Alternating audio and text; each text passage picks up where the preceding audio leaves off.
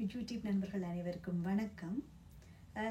கடந்த வீடியோக்களில் நான் உங்களுக்கு தாளம் பற்றிய சில சின்ன சின்ன அடவுகளுக்குரிய தாளங்களை போட்டு காட்டியுள்ளேன்.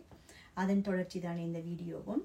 அதாவது இன்றைய வீடியோவில் நான் தாஹத்த ஜம்தரிதா என்ற அடவுக்குரிய தாளத்தை செய்து காட்ட வந்துள்ளேன்.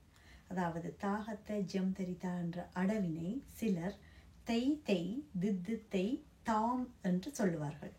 அப்படியும் அதை சொல்லுவார்கள். அதற்குரிய தாளம் ரூபக தாளம். அதாவது ரூபக தாளம் என்பது 1 2 3, அதாவது 1 2 3 என்று தட்டி ஒரு சில பேர் போடுகினர்.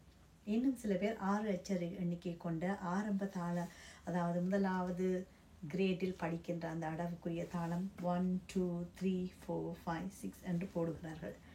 இருந்தும் இது ஆரம்பகால அடவு என்ற வழியால் இதற்கு நீங்கள் 6 எண்ணிக்கை கொண்ட ரூபக தாளத்தினை போடுவது சிறந்தது.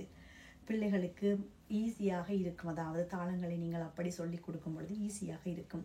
மற்றதும் ஈஸி தான், இருந்தாலும் அந்த எண்ணிக்கை மனசில் பதியும் பொழுது அடுத்தடுத்த தாளங்களுக்கு கொண்டு செல்வதற்கு இலகுவாக இருக்கும் என்பது என்னுடைய கருத்து. ஓகே, தாஹத்த ஜம்தரிதா என்ற அடவுக்குரிய சொற்கட்டோடு தாளத்தினை பார்க்கலாம். முதல் 3 காலமும் ஒன்றாக போடுகின்றேன். ஏனென்றால் எப்பவுமே நீங்கள் தாளம் படிக்கும் பொழுது வீடியோ பார்த்து படிப்பது என்பது கடினமான ஒரு விடயம்தான்.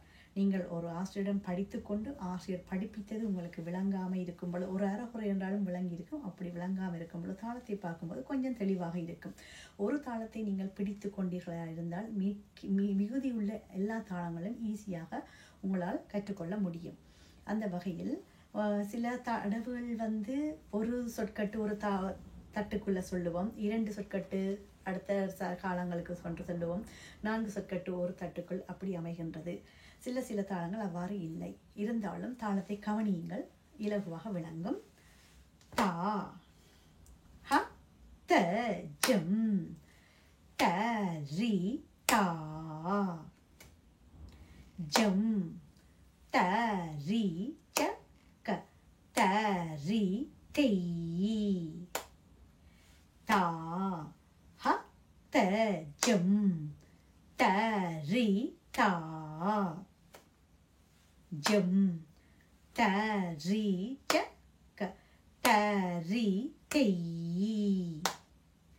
தா ஹ த ஜம் த ரி தா ஜம் த ரி ச க த ரி தெய் தா ஹ த ஜம் த ரி தா ஜம் த ரி ச க த ரி தெய் தாகத ஜம் தரி தா ஜம் தரி ஜகதரி தெய் தாகத ஜம் தரி தா ஜம் தரி ஜகதரி தெய் தாகத ஜம் தரி தா ஜம் தரி ஜகதரி தெய் தாகத ஜம் தரி தா ஜம் தரி ஜகதரி தெய் தா என்றவாறு அமைகின்றது. அதாவது முதலாம் காலம் சொல்லும் பொழுது ஒரு ஆவர்த்தனத்துக்குள்ளேயும், 2ஆம் காலம் செல்லும் பொழுது அந்த சொற்கட்டு 2 தரம் அமைகின்றது ஒரு ஆவர்த்தனத்தில். 3ஆம் காலம் சொல்லும் பொழுது 4 முறை அமைகின்றது ஒரு ஆவர்த்தனத்தில். அதை நீங்கள் இலகுவாக புரிந்து கொண்டீர்கள் இருந்தால் உங்கள் தாளம் போடுவதற்கு மிகவும் ஈஸியான ஒரு முறையாக இருக்கும். அதை நீங்கள் கற்றுக்கொள்ளுங்கள். நன்றி, வணக்கம்.